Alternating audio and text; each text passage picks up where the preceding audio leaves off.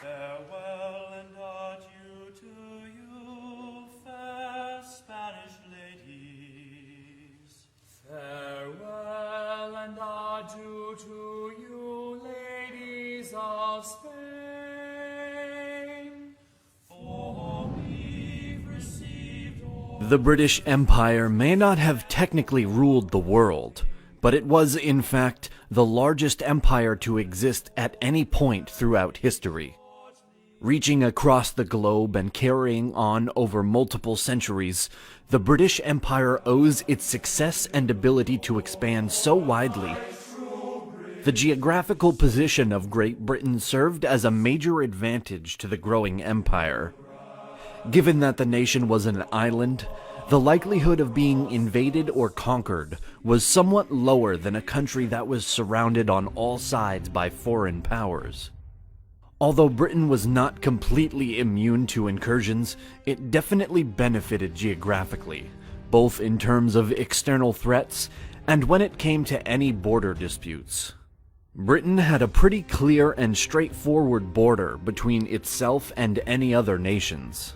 While Scotland and England split the landmass that was bilaterally united with the ascension of Scotland's King James VI to the throne of England in 1603, both states would together make up the nation of Great Britain by 1707, sharing their outward borders with nothing but the North Atlantic Ocean and the North Sea. This open position, with easy access for maritime expeditions, also gave Great Britain an upper hand when it came to reaching other countries and continents. Needing only to cross over foreign land when they wished to reach countries more inward on their continent, the Brits were able to sail to just about any coastal nation without much resistance. Still, oceanic adventures would not have been so effortless for the British Empire without a strong naval fleet. This is where the size and power of the Royal Navy became a center point of British success. While Great Britain did not always control the world's oceans, the reason they began to skyrocket as an unignorable maritime power by the 18th century is largely due to the fact that they invested more money in ships and guns than other naval forces. The government and citizens of the British Empire truly believed that the future of their wealth was to be found through the ocean. Recognizing the importance of overseas trade, as well as a fleet that could also defend their land if ever required, the Brits made sure to adequately fund the Royal Navy. The Empire's focus on trade additionally contributed vastly to its triumphant transcontinental growth. Intent more on gaining wealth and increasing trade than on consolidating power through conquest, the Brits were able to create a more desirable environment for others to become a part of. After the successful colonization attempts in North America and the West Indies during the 1600s, the British Empire began to establish a commercial system that allowed for exponential success within Great Britain and its overseas territories. Colonies were granted monopolies for their products in the British market, and therefore were to conduct trade via British ships. In 1651, the Navigation Act would prompt the development of a closed economy between the empire and its colonies, thus creating a system where all colonial imports were required to come from Great Britain and all colonial exports were to be sent directly to the British market by the way of British ships. During the same century, the British East India Company was established as a means of trade between Great Britain, East Asia, Southeast Asia, and India. Initially focused on the spice trade, the East India Company later incorporated other goods such as silk, cotton, tea, opium, and more.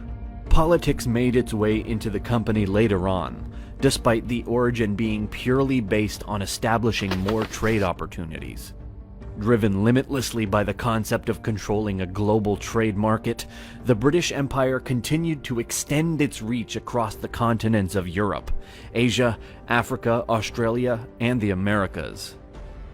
While the process of colonization varied from territory to territory, one thing that remained consistent was the form in which these expeditions began.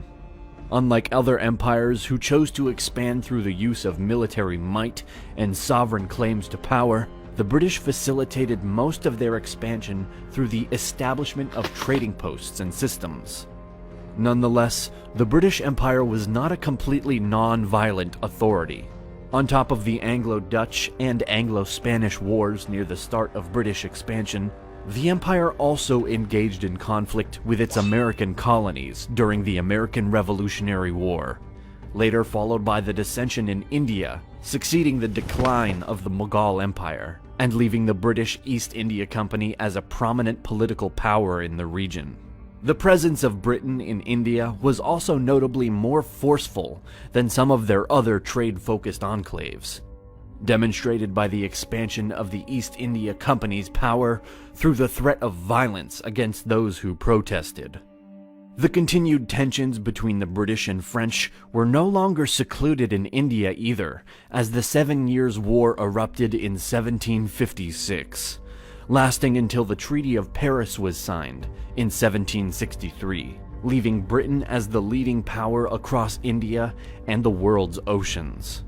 When the American Revolutionary War came in 1775, after the British Empire responded to the "no taxation without representation" movement of the Americans by sending troops to try and subdue the colonies, France and Spain chose once again to go to war with Britain, now as allies of the newly declared United States.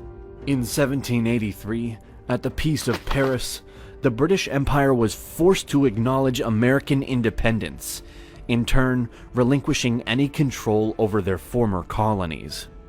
Devising a new strategy after such a drastic loss of territory, Great Britain now turned its attention toward the continents of Asia, Africa, and Australia, marking what some historians call the beginning of the Second British Empire.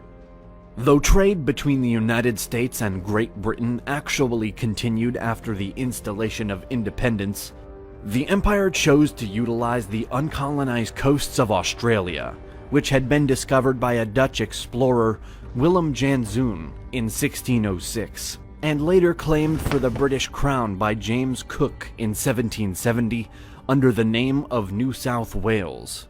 Still feeding their fresh craving for expansion in South Asia, the British suddenly engaged in a series of conflicts after the Battle of Plassey, which had occurred in 1757. By 1774, the British Empire took on a chain of attacks. The Anglo-Mysore Wars were fought until 1799, followed by clashes with the Pindaris.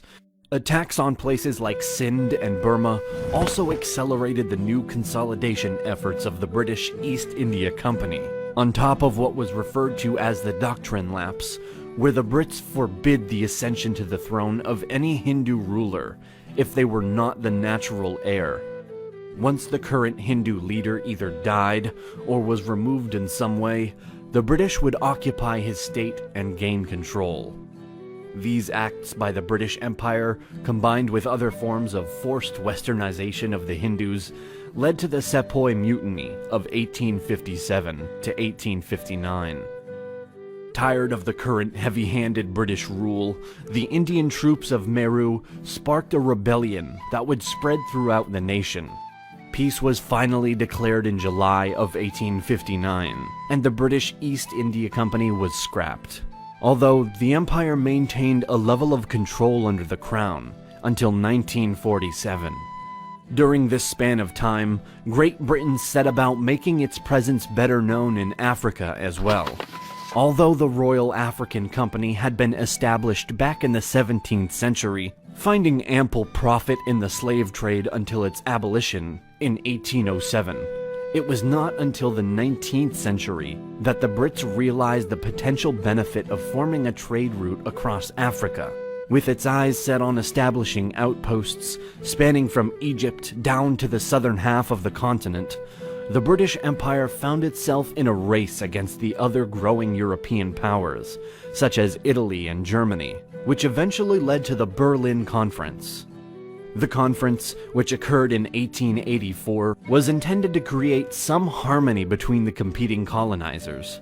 Great Britain was ultimately awarded most of northeastern Africa and all of southern Africa, meaning that at its peak in the continent, the British Empire ruled over approximately 30% of the African population.